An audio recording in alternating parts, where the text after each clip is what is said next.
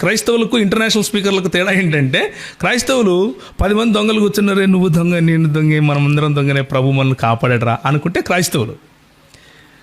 ఒకళ్ళు లేచి నిలబడి మైక్ పట్టుకుని మీరంతా దొంగలు రా అంటే ఇంటర్నేషనల్ స్పీకర్. అలాంటిది వద్దు మనకు. మనందరము మన బతికిదే. This is who we are. మనం ఏంటంటే మనకు రక్షకుడు అవసరం, మనం పాపులం. ఆ విషయం అవతల వాడికి చెప్పమనే ప్రభు పంపించాడు మనల్ని. అదొకటే కాదు, ఇంకా చాలా ఉంది. మనం పాపులం, పడిపోయాం. అయితే అంతటితో కథ ఆగిపోలేదు. తిరిగి మనం ఆయన స్వరూపంలోకి రాగలం. తిరిగి మనం ఆయన స్వరూపంలోకి రావటానికి, రోజు రోజుకు ఆయన ఎదగటానికి ఆయనే స్వయంగా వచ్చి ప్రాణం పెట్టాడు. ఇది సువార్త. ఆయనే స్వయంగా వచ్చి ప్రాణం పెట్టాడు అని అనగానే అవతల ముస్లింకు బాధ కలుగుతుంది.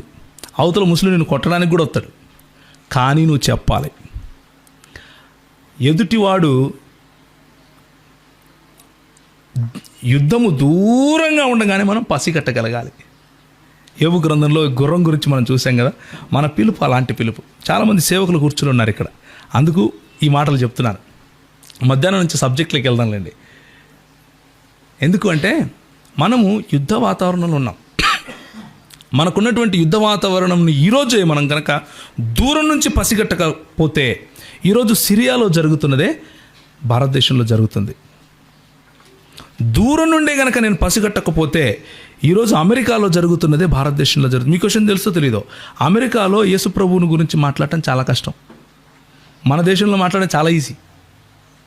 నిజం చెప్తున్నాను. నేను ఇవరకు ఒక 20 సార్లు పోయింటాను, ఇంకా ఎక్కువ పోయింటాను. ఎన్నో సంఘాలు కూడా మాట్లాడాను నేను.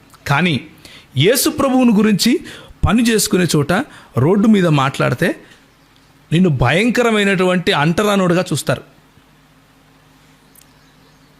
నువ్వు వాళ్ళ హోటల్కి వెళ్తే నేను మీకు సర్వ్ చేయను అని కూడా చెప్తారు.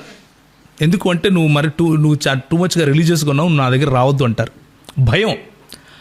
అలాంటి దిక్కుమాలిన స్థితికి మనం వెళ్లకుండా ఉండాలి అంటే ఈ రోజు నుంచే మనం నోరు విప్పి మాట్లాడాలి. ఈ రోజు నుంచే మనం శత్రువు దూరంగా ఉండగానే మనం పసిగట్టగలగాలి. మన నాసికా రంధ్రాల ధ్వని వాడికి భయం పుట్టించాలి.